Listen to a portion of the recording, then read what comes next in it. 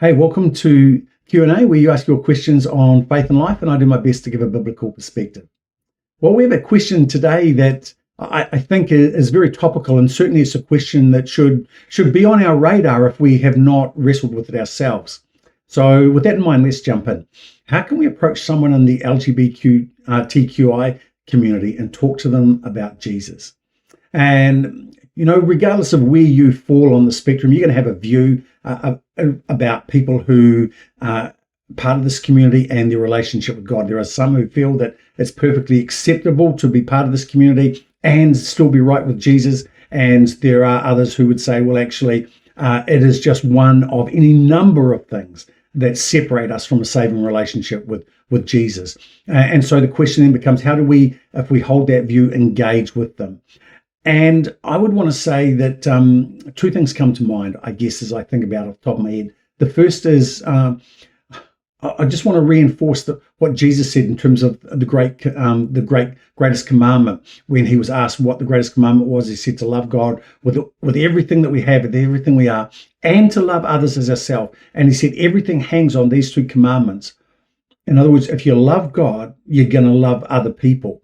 And that means that in terms of how do you approach them, you approach them with respect. You approach them with the same respect that you would approach anybody with. You would treat them the same way that you would want to be treated with, because irrespective of where people are in relation to Jesus, the Bible says that we're all made in his image. And so therefore, everybody's worthy of respect in regards to the fact that they are a creation of the Most High. And so I would want to suggest that at the very beginning, we start from a position of respect. And as I say, we treat them as we want them to be treated.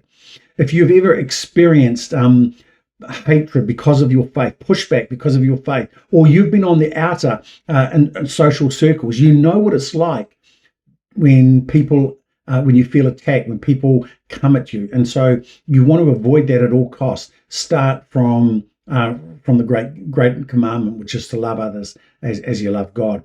The second is that in regards to how would I approach someone, I have this view that the good news is, when we're talking about the good news of what Jesus has done and why, it's only good to others in regards or in relation to their bad news.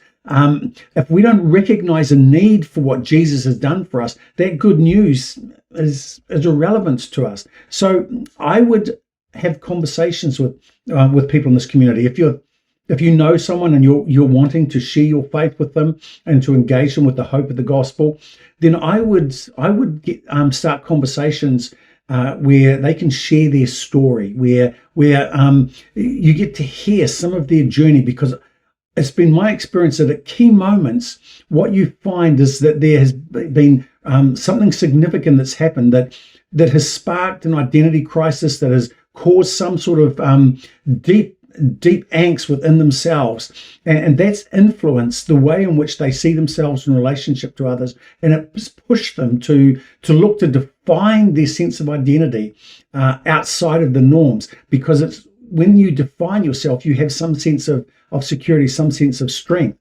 And so what I would do is engage them in a conversation to identify some of those key moments, and then speak into those in terms of the good news of Jesus, because I wouldn't be speaking to the fact that, okay, the way you're living is contrary to the way that God's ordained for us to live. I would be getting to the heart of why people live the way they live, irrespective of what it is that they're wrestling with.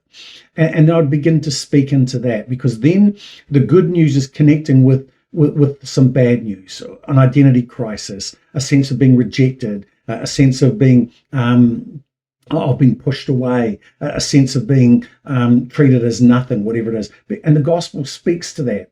And I would, in the midst of that, probably share something of my personal testimony, if at all possible. I would say something like, I can't relate to your gender struggles, but I can really identify with your search for identity, because I went through something similar. Maybe it was a relationship thing, a career thing. You tried to fill it with relationships, you tried to fill it with careers, money, but all these were only temporary, and it wasn't until you had a relationship with Jesus that you found the answer to finding peace that enabled you to move forward. So that's how I would approach someone, with respect. I would listen to help me get a feel for what those key crisis moments in their lives were that pushed them in that direction, so that then there's a context for sharing the gospel, for sharing hope, the good news, and entering into a meaningful relationship and a journey with them. So yeah, that's how I would approach someone to talk to them about Jesus.